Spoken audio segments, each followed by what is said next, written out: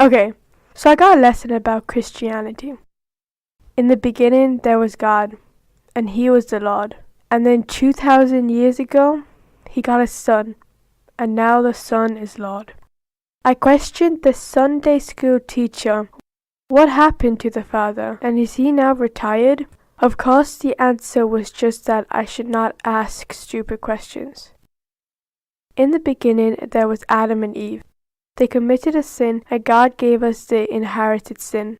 The human race from then on was born in sin, and then God sacrificed His one and only Son to save us from His sin that He had given us in the first place. My question to the priest why God either did not give us the inherited sin in the first place or just simply forgave us was answered by the priest as follows.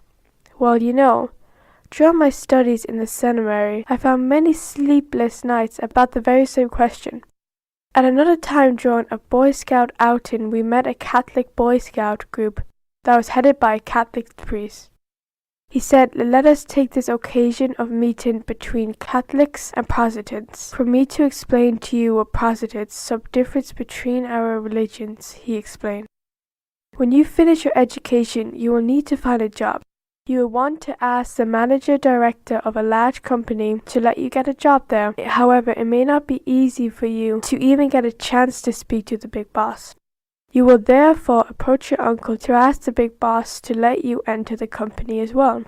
And this is why we pray to our saints, which we know are already in heaven, to intervene on our behalf with God and Father to let us enter heaven as well. My thoughts when I heard that God has created the whole universe, all the stars and suns and the animals and plants. He makes the day and the night, but He has no time for us individually now, because He may be too busy like the managing director of a large company, which compared to the universe is of course just a small dot. In other words, when I started thinking independently at my age of about 15, I realized that I could not agree with the teachings of Christianity anymore.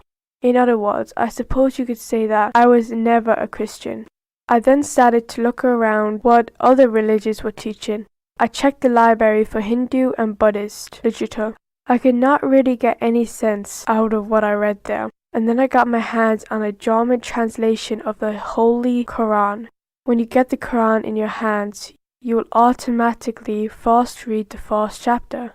In the name of Allah, the Beneficent and Merciful.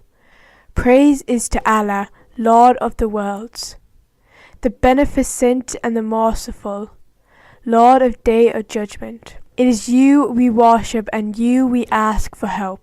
Guide us to the straight path, the path of those upon whom You have distraught favor, not to those who have evoked anger or of those who have gone astray. When reading this first chapter of the Quran, it just made plain sense to me. He is merciful. He can forgive and does not need to sacrifice His Son to forgive us. And we pray to Him and ask Him directly what we think we need. There is no need for in-between saints. You could say that I already felt a satisfaction when reading this first chapter. Consequently, we could say that I converted to Islam after reading the first chapter, or that is what Muslims say, reverted. As in a way, I was always a Muslim. I just realized it when I was able to read the Quran.